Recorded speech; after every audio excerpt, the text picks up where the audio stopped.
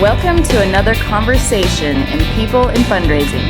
This podcast features interviews with nonprofit professionals who discuss their career journeys, lessons learned, and enthusiasm for working in fundraising. And here is your host, the founder of People in Fundraising, Tim Wilson.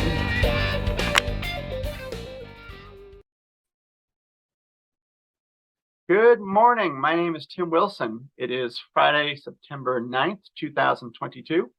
And today I am really excited to welcome Cayden Ferrin to our People in Fundraising Professional Conversations podcast series. Cayden, how are you? I'm doing well, Tim. How are you doing? I'm doing great. It's good to see you again. It's great to see you too. Thanks so much for having me. Absolutely. My pleasure. Cayden is currently the Associate Director of Prospect Development at the University of Wyoming Foundation in Laramie, Wyoming. And he is the first one from Wyoming to represent that state in this series. So thank you for that.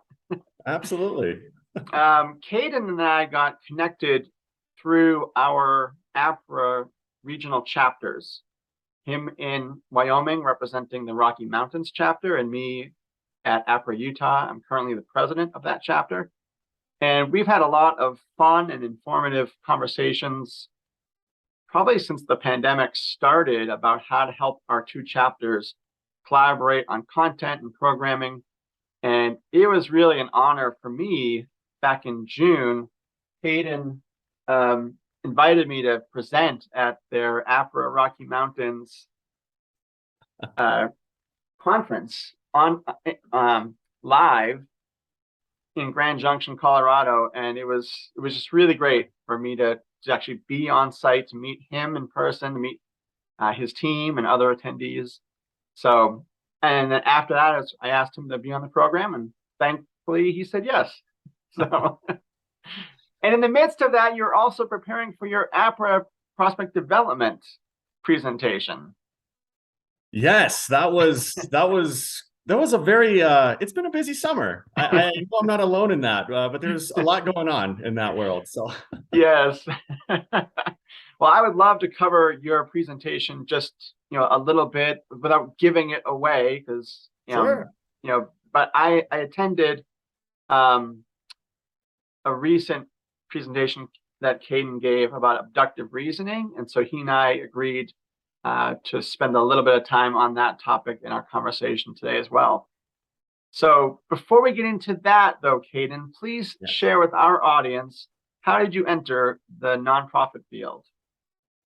Yes, great question, Tim. And, I sort of wish I could break with the rank and file on this one. I feel like a lot of your guests have somewhat of a similar answer. I am very much in line with that answer. I think I'll head first and backwards, I think, is sure what I've used before to describe how I got into the field. Somewhat of an accident, which seems to be very common, which I find really cool. It's always funny to hear other people's how they got into the field. But yes, I very much started.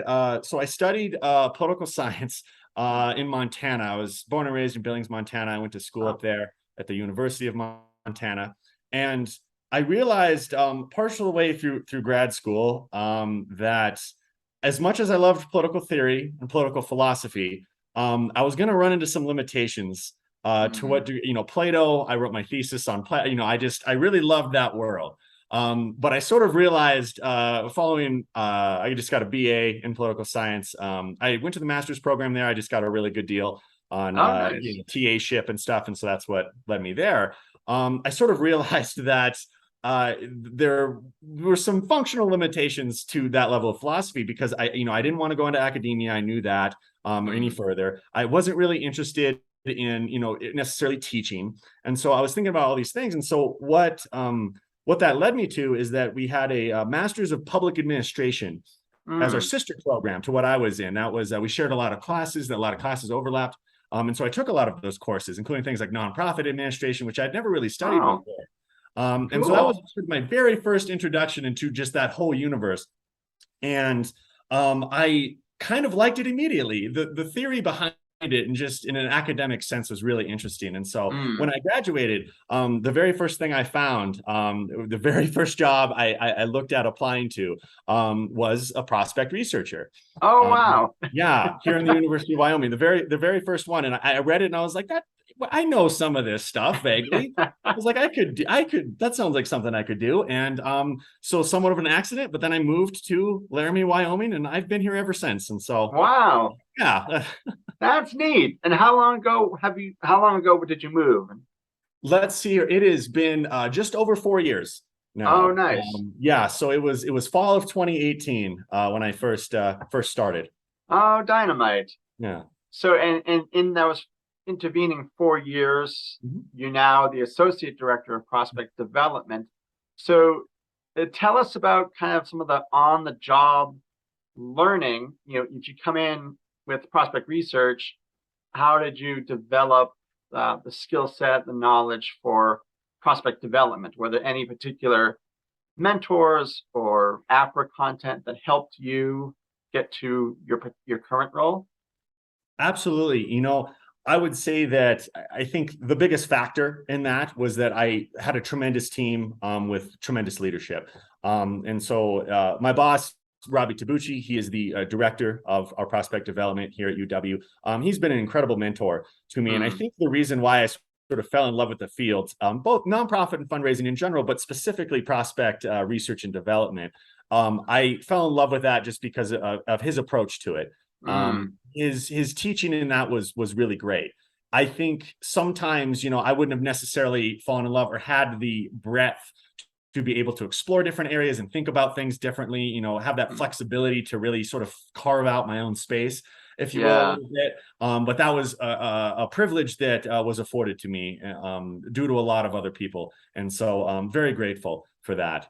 But yeah, it was a heck of an experience when I first started, and this actually was part of the inspiration to my APRA PD presentation, sort of that critical thinking. But I think oftentimes prospect research can sometimes turn into a very basic ticket system where there's requests that are fulfilled in a very specific way. There's work that is specifically done, and it's executed and it's sent. And there's nothing inherently wrong with that.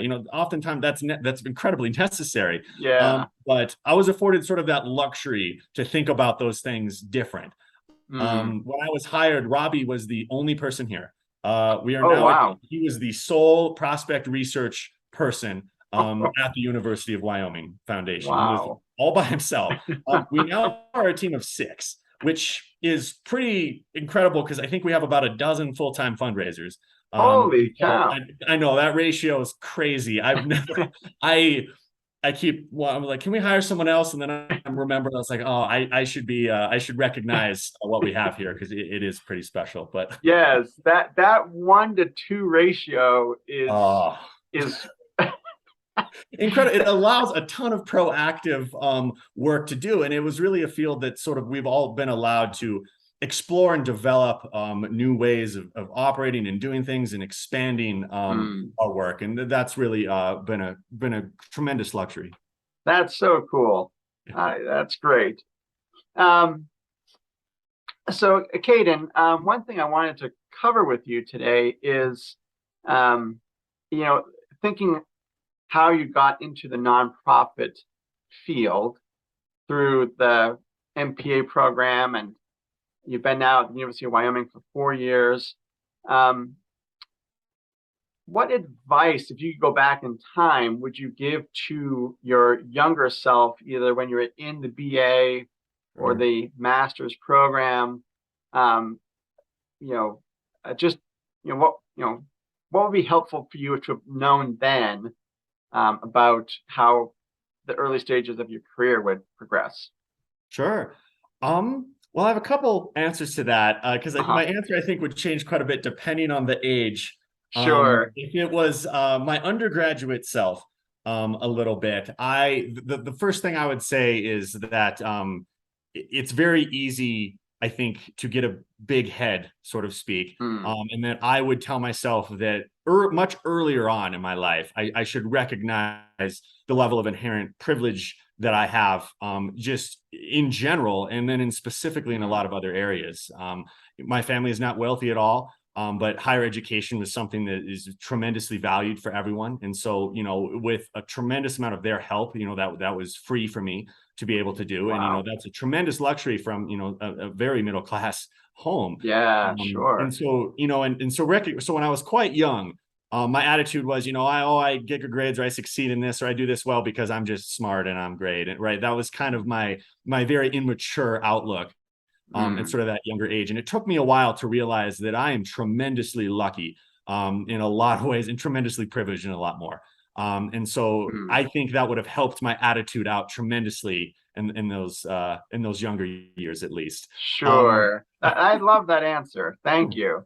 And what else were you going to share? Sorry. Yeah, I was just going to say, if I could give advice, to maybe a little past that point, when I got to the point to grad school, it would largely, in a similar vein, it would be to recognize that privilege informs all my thoughts and my feelings and all of that, because I had a tremendous luxury to be able to study what I cared about. I didn't really have I didn't really have to think about, well, how am I going to support, how am I going to earn a living? How am I going to do those things?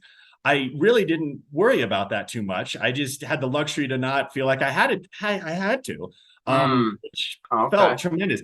And so, that sort of, just that attitude, in being older that way, just feeling that, that is a luxury to do and to study. And so but that those things still need to be considered, and they should probably be thought of earlier.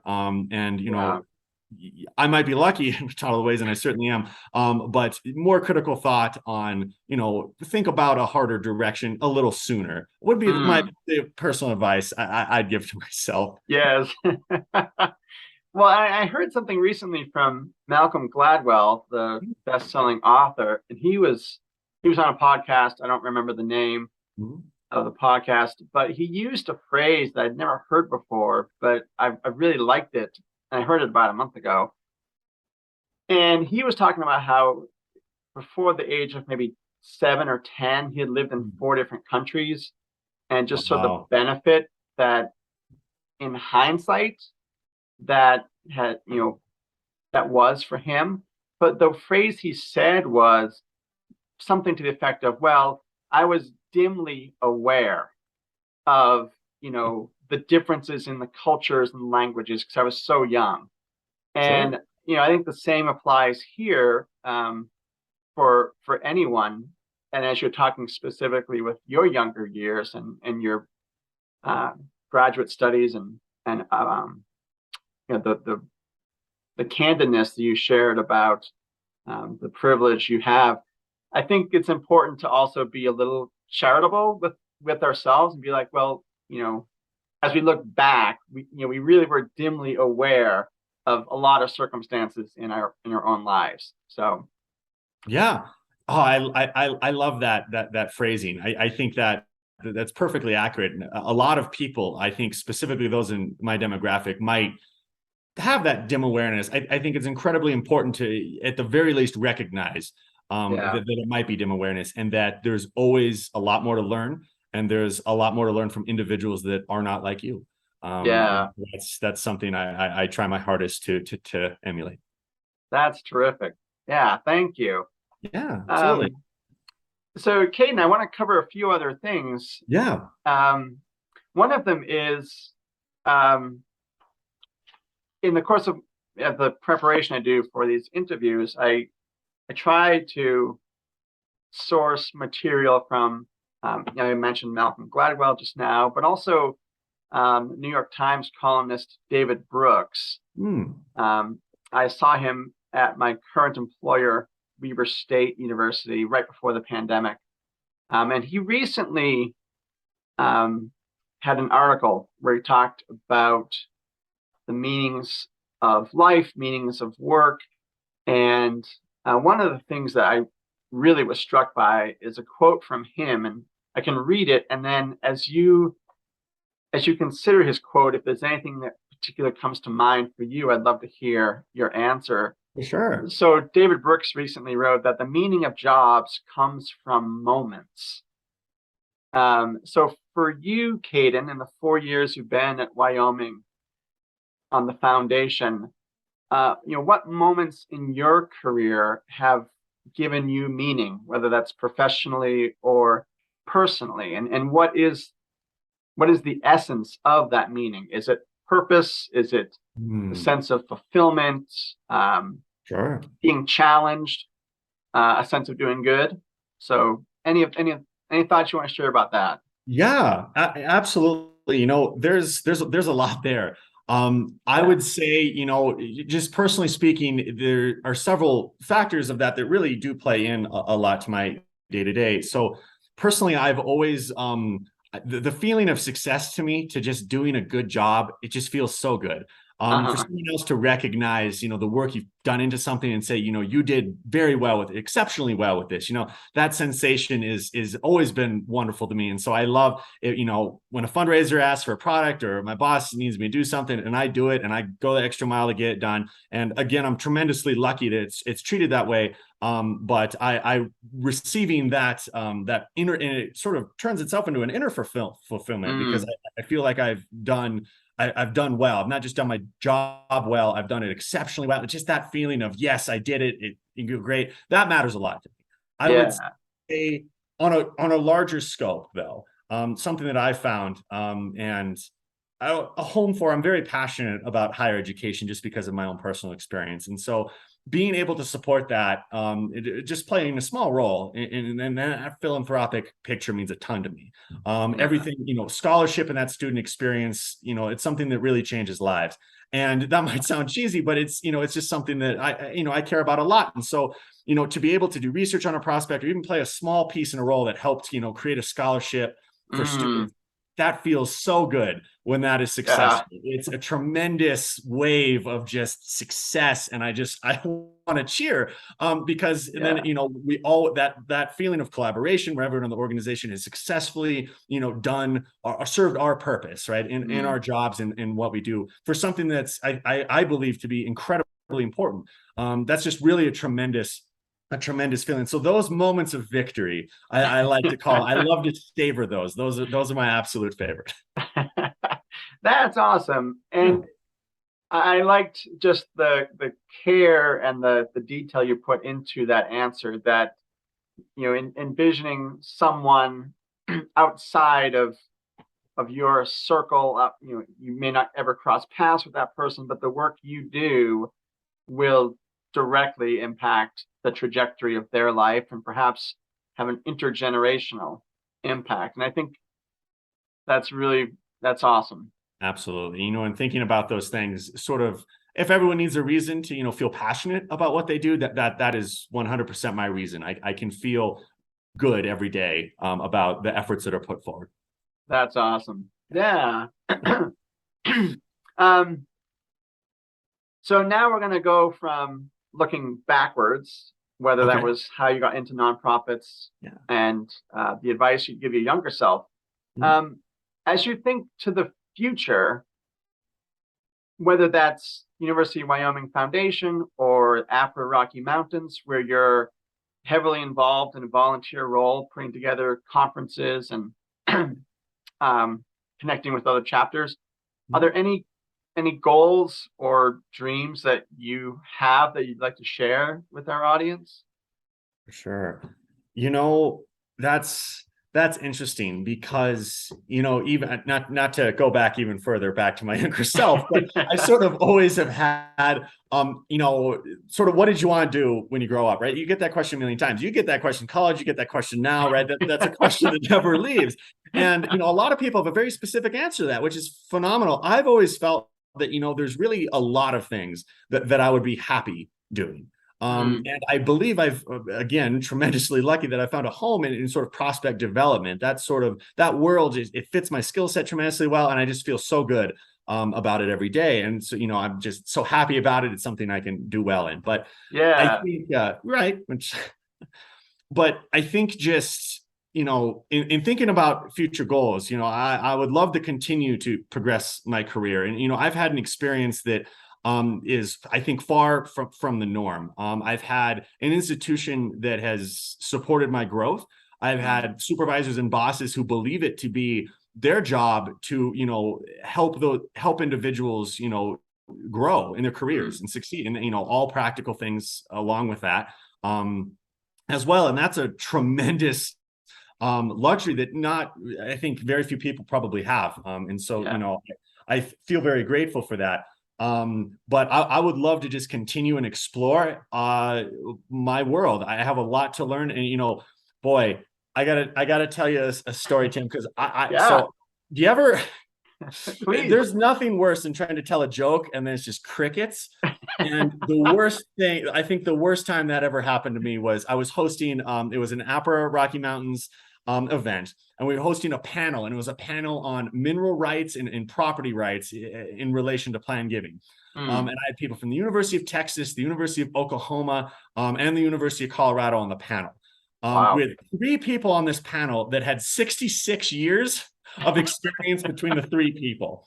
And I was on the panel, I was a moderator, but I also wanted to give, I guess, a Wyoming level of input there. And I opened with, I was like, this panel has 66 years of experience in mineral rights. And I'm like, and 68 and a half, if you include me. Thank you, Tim. No one giggled at that. And I was just like, oh, see, I thought that was kind of funny, right? But my whole point with that is, like you said, 4 years is not a long time at all. It seems, in my memory, that is an incredibly short amount of time to be in a field. And so I am a long way from any sort of level of mastery or anything even close to that. And so I just know I have a tremendous amount of learn. I feel like I've had the privilege and ability to be able to grow in my career within that very short amount of time. But I know there's a long time left. And so I'm just very open to learning more, the best I can to to perfect, or at the very least, get better and learn a lot more in my area. And so I would say to what I'm looking forward to is definitely just a continued career growth and learning more from individuals that are out there and in the field. Yeah, that's great. And I gotta say that I liked your joke. Thank you. I appreciate it. I said that in the audit, and it's hard to laugh over Zoom. And my APRA presentation, it's hard to do as a Zoom. I feel like I lose a good 80% of what charisma might be here. It's hard to translate through the screen. And so the Zoom meeting was just kind of quiet, and the panelists were just very serious. And just like, oh, I mean, that to say that I'm here and they are up here, that's sort of just, anyway, thank you for that. Well, I think one of the reasons why I like it is, there's the self-deprecating perspective, and I totally gravitate to that myself. And the manager that recruited me from Boston to Intermountain Healthcare in Salt Lake City on the fundraising team, he used self-deprecating humor in a way that was conducive to connecting with gift officers. And it wasn't really, it wasn't self-denigrating, but just, he'd make some funny comment about, oh, I don't know, it's in one of these columns somewhere that, they secretly have $1 billion of net worth, and I don't know where it is. But I watched him over the 9 months that we worked together, and it really, at least in a decentralized healthcare system where we had different facilities and different fundraisers, we weren't face to face. Whereas your beautiful building at the University of Wyoming Foundation, you're seeing, a lot of the people that you support, I imagine, with some frequency. Yes, which is great. It is great. And that's exactly, the building was in large part designed to allow more accessibility from the public and our alumni and donor base. We have the Alumni Association in the building. And so there's, and that, so I absolutely agree with that. It's pretty wonderful in that way. Yeah. Well, I wanted to follow up, a little bit from that panel that you moderated. Yeah. And you had some takeaway about, sometimes things don't resonate in a virtual meeting. I wanted to to ask you, Cayden, about your APRA international presentation this summer, as well as the abductive reasoning presentation you did in August, just a few weeks ago, for the California chapter of APRA. So if you can talk with us, maybe not so much about the content, at least right now, but just sort of the preparation you put into developing the content and then presenting it. Because I think this APRA conference had like over 1,000 attendees. It was big, yeah. Yeah. Yeah, APRA PD was huge this year. That was it. Yeah, and I got my reviews back. There were 100 people in my room. I got 50 Awesome. reviews, and so I thought that was pretty cool. That's great. Yeah, thank you. It was a full time. The first time I'd ever been a speaker at APRA PD before, and so that conference was a lot of fun. I had a really tremendous experience doing that. I had a lot of practice because sort of, I guess, that first thought of this thing that when it just started as a vague idea of this would be a fun thing to like turn into a presentation and give it, right? There's just this thought in my head. And so when that was first taking shape, sort of the first thing I did was like, well, this is a professional development thing, right? So I should probably think. So I had like 9 months of preparation for the jokes, and so if they landed, that's why I got some reviews like, oh, very funny. I'm like, that's good. I like 3 jokes in there, and they took me 9 months to really get right. I was like, boy, it's like, don't ask me to come up with new material, because I was like, well, that took a lot of thought. But I first started. So the title of that presentation was "Abductive Reasoning in Prospect Research and Prospect Development." And what does that mean? That came to me as an inspiration, again, because I'm given the luxury to be able to just have a lot of critical thinking go into a lot of the research that I do.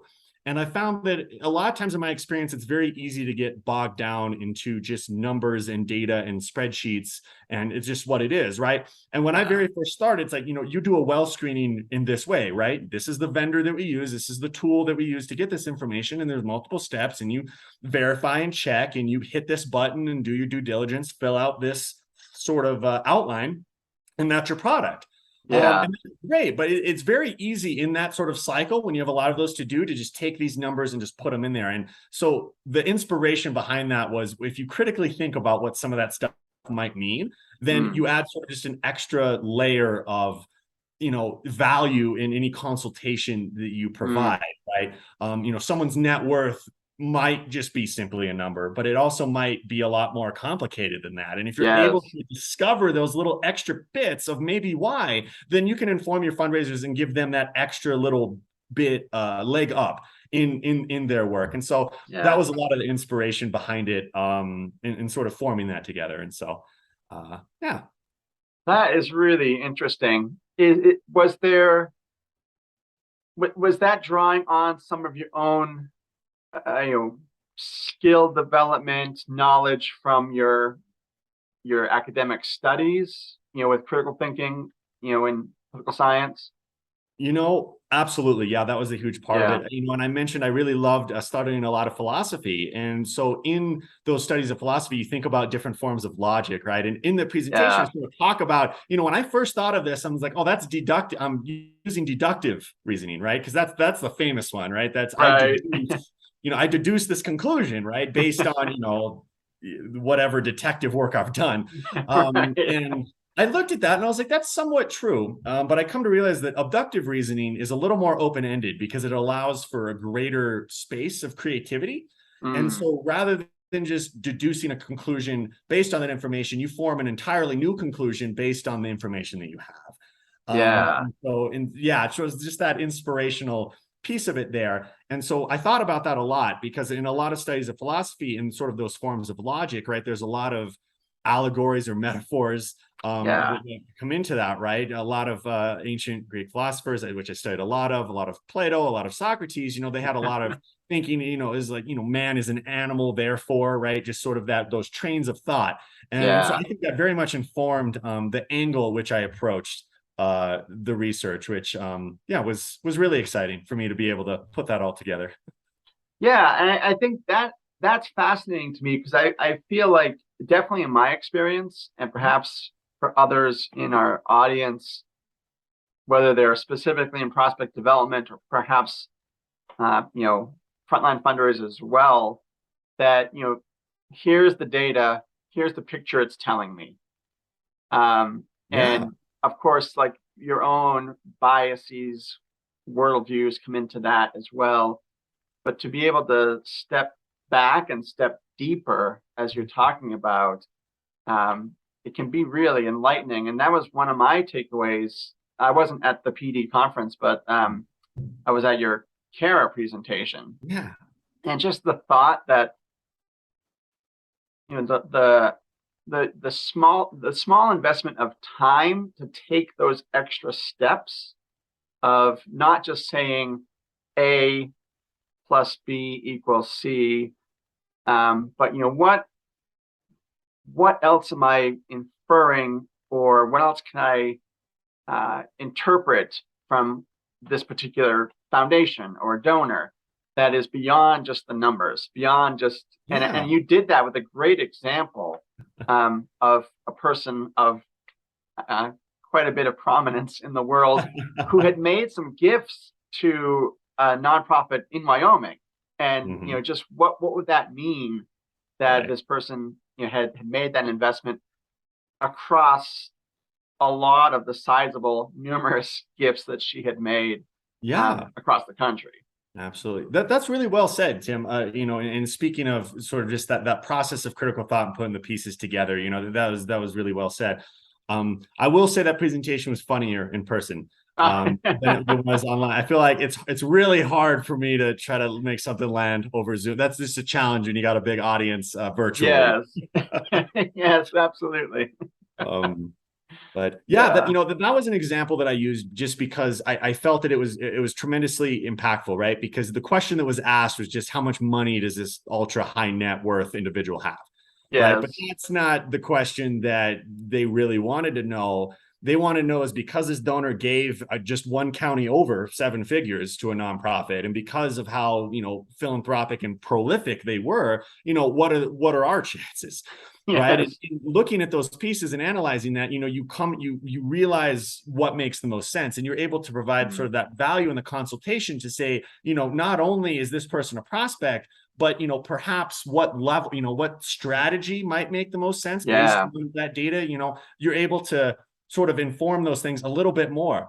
And I don't ever mean to tell my fundraisers, right, that they're the experts in the strategy, in the cultivation strategy. But if I can inform them with just even plant that seed of maybe this approach, which has, I've worked in the past, has worked in similar, things like that, that can be, I think, tremendously helpful for them. And so, that was a.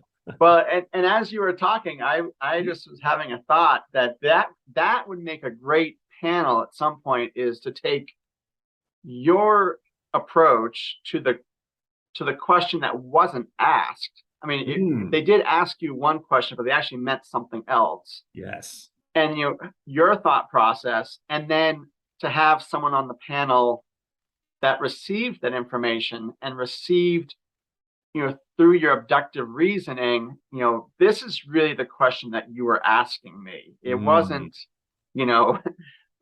what's their net worth? Right. I think that would be interesting, whether that's a Rocky Mountains or some other forum, to have, the give and the receive of that content. You've done all that research, you're giving it to them, they're receiving it, and to hear from a fundraiser, how they receive that, how do they interpret the message that you were conveying through that research. So that's a tremendous idea. I love that idea. I thought one of the coolest presentations I saw at APRA PD, they had a prospect development professional and they had a frontline fundraiser, and they presented together on something that they had created jointly. Oh, I thought that was the coolest thing ever. That collaboration on that level is really quite spectacular to see. I really love that idea for a panel. That is going in my notebook of ideas for Rocky Mountains events. Of course, APRA Utah is invited as a partner, since that was your idea. Well, thank you. I have just a few more months left in my tenure, so I can't. Oh yeah. I can't I can't say any more about, oh, we'll definitely be there, because they'll probably be next year. But I would love to be there for that. I That's can tell you awesome. that. So, when is your next conference? That is a great question. Boy, it was been a crazy fall. Uh-huh. So we originally we had the idea of what we've done in the past at Rocky Mountains is we have both a spring and a fall conference, and that's what we're planning on doing this year. I have yet to settle on a date for a fall conference. I think because of the logistics and everything of having that in-person conference in June that you were able to be a part of, we're aiming for a virtual conference, a smaller virtual conference, the later half of this year. And so mid-October is our timeline for that. And so I'm still putting together all the pieces, seeing what speakers we're going to get. We're going to try to do, I think, an after party in Denver. Oh, A lot of cool. our members are, yeah. And so that's the plan so far. In years moving forward, I think we're going to concentrate all of our efforts, the APRA Rocky Mountains board and myself, to do one major conference a year. Not Oh, necessarily spring or fall, but sort of combine those into a full day or multiple day event that we can all put all our energy towards and just have that, in a time that makes sense. I ran into yeah. issues. I planned our spring conference around a lot of fiscal years, which I realized in retrospect I could have timed that better. Oh, Our no. organization, that was the weekend before we rolled over into our new fiscal year, and so Yeah. that impacted a lot of our members. And so I'm still working on things like that Yeah. as programs director. I'm getting better. One of those things that I'm learning more of in the organizational planning space. Yes. Yeah. Well, I mean, that conference in June was dynamite, and not just because that was the first in-person conference I'd been to. I mean, certainly that was a factor, but Yeah. in terms of the content and how well you had lined up the presenters, it was very well paced, and there was a lot of diversity of content. We had people presenting in person and virtually. Yeah. It really was a very thoughtful and again, kind of well put together array of content and presenters. And just really, I mean, I asked you the question earlier about the meaning of moments Yeah. of a career and sort of the professional or personal impact that they have. And I think for me, that conference gave me a lot of professional fulfillment as well as personal fulfillment. Like I've never been to Grand Junction, Colorado. I got to meet you in person and Yeah. other people on your team and from Colorado. So it really was like a totally, absolutely great investment of time. And I got much more out of it than, even my presentation maybe gave the audience, because it was just really was dynamite. Oh, thank you so much, Sam. Thanks a lot, and all the credit to yourself for making that conference what it was. That wouldn't have been the case without both your members presenting virtually and, of course, your keynote, which received rave reviews, by the Well, way. thank you. So that was incredible. And just to thank, I know we mentioned this at the very beginning, but I wanted to thank you for being a tremendous partner with APRA Rocky Mountains. As president of APRA Utah, you've really been willing to collaborate, host joint events, share that sort of body of knowledge between chapters. And, that's really difficult. I know a lot of chapters, it's a struggle for that level of collaboration, whether it's geographical distance and, the amount of resources that they have to be able to, put towards, their APRA chapter and their events. And so thank you for your willingness to always be open to collaboration and speaking and, driving all the way to Colorado. Yeah, my pleasure. And I think, again, it's that professional fulfillment, it's the investment, it's sharing knowledge, it's it's getting the satisfaction, like you mentioned, maybe in different terms, but just that satisfaction of, here's something that I've learned that may help somebody else. And you talked about the mentorship, Robby's leadership at the foundation there. Absolutely. So that definitely resonates with me as well. And yeah, I'm just excited for future collaboration and Awesome. to be back in Laramie. I said to my wife, because we went on a road trip you were already in Atlanta for the I conference. was. I feel so bad I missed you. And I also feel bad. My desk was such a mess.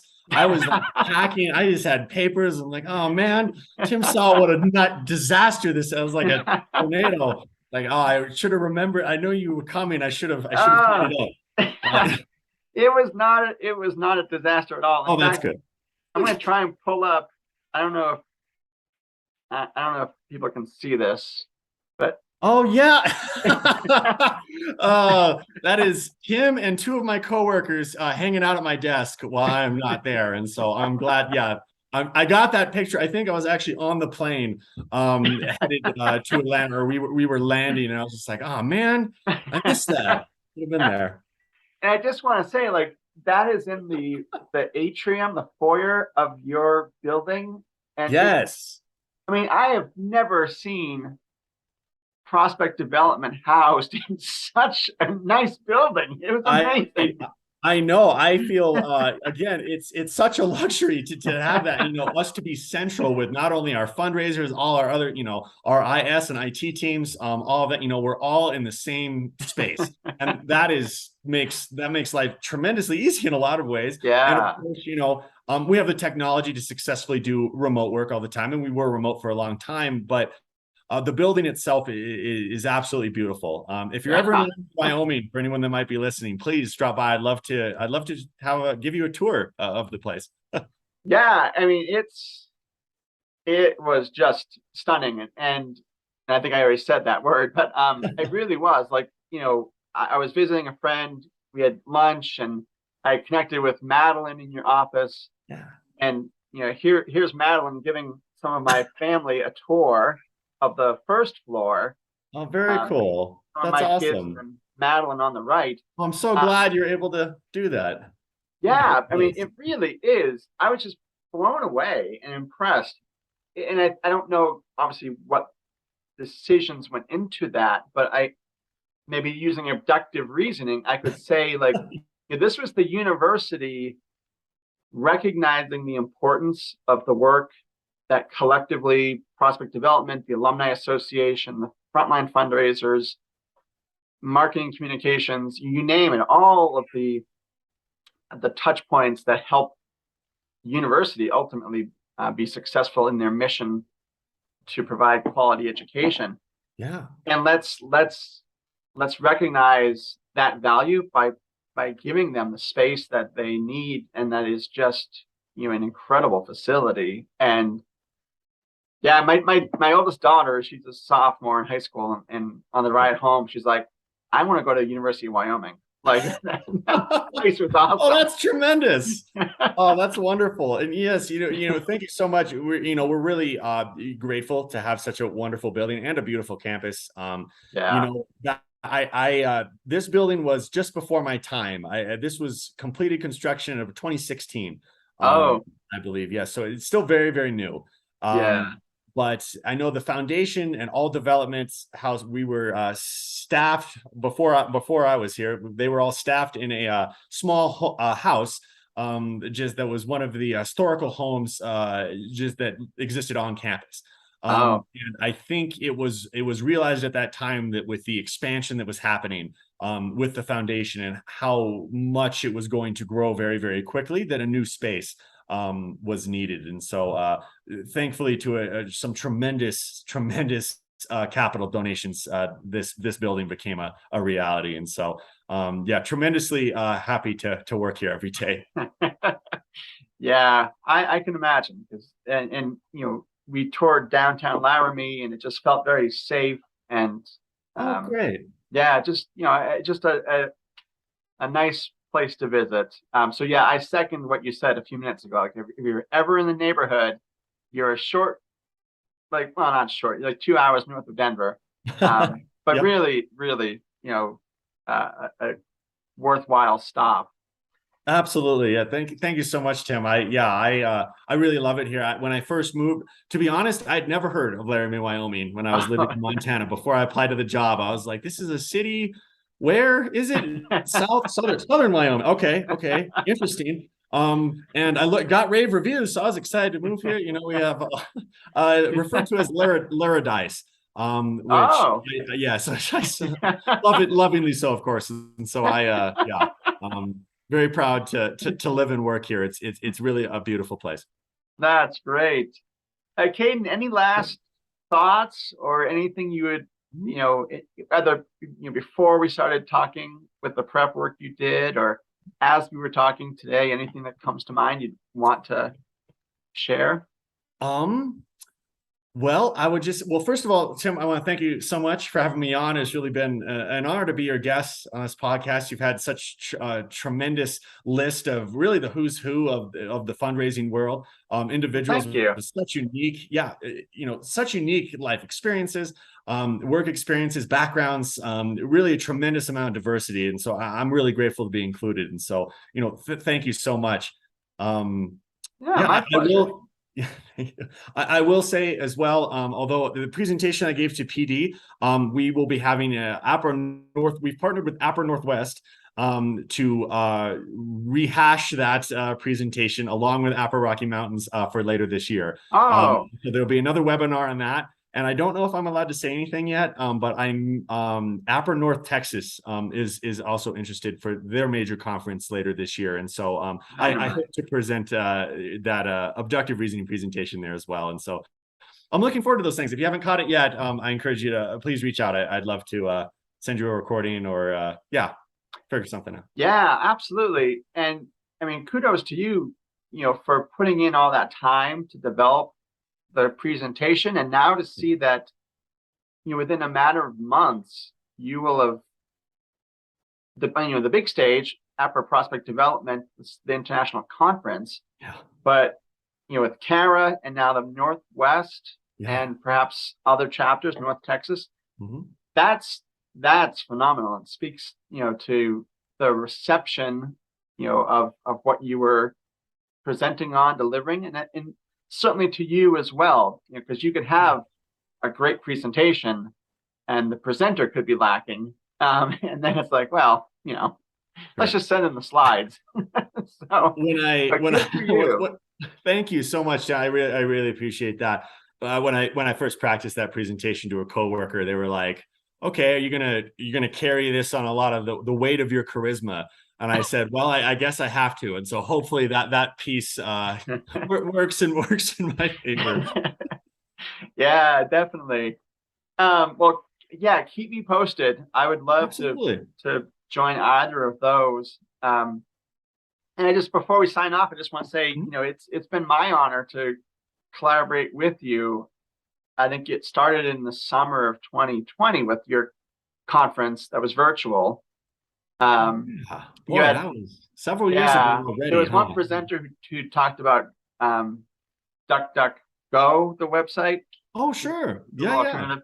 And I think, we kind of just hit it off, you and me, offline about, hey, like, your chapter's doing this, our chapter is, doing this. Here is where our chapter is strong and where we're lacking. And I think, it's been very enriching for me to connect with you personally, and also to help brainstorm, dream up, how to make our individual and our collective chapters well positioned for the future. So, but it all starts, with you being open to discussing and collaborating. So I really appreciate that.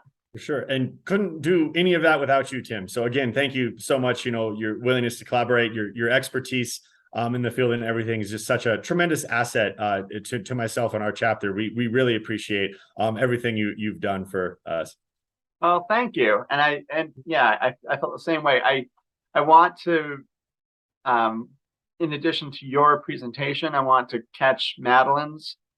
I missed it last month. Oh no. Yeah, but and I texted with her to say, hey, I'd like to have you on the program some point in 2023 on this People in Fundraising podcast, and maybe give her an opportunity to share some of that presentation with other people as well beyond our chapters. So absolutely. there's Yeah. that. No, Madeline's she has a wonderful wealth of experience in the nonprofit world. But she'd be, a tremendous guest. I'm glad, I know she'd love to share a presentation as well. So Cool. Excellent. Well, we'll look forward to another University of Wyoming Foundation guest. And thank yes, you for being the first one, Cayden. absolutely, Tim. Thank you. Yeah. Well, thank you, Cayden, for your time today. You've been very generous. We're almost at the hour mark, but it's Oh been my such a goodness. great conversation, and I appreciate you being a guest, and hope to see you in the next few months in person again. And for our audience, thank you for watching Cayden's conversation today. You can find it on my website, peopleinfundraising.com, in the next few weeks, and it'll go live on LinkedIn sometime in mid-October. So thank you and have a wonderful weekend, everyone.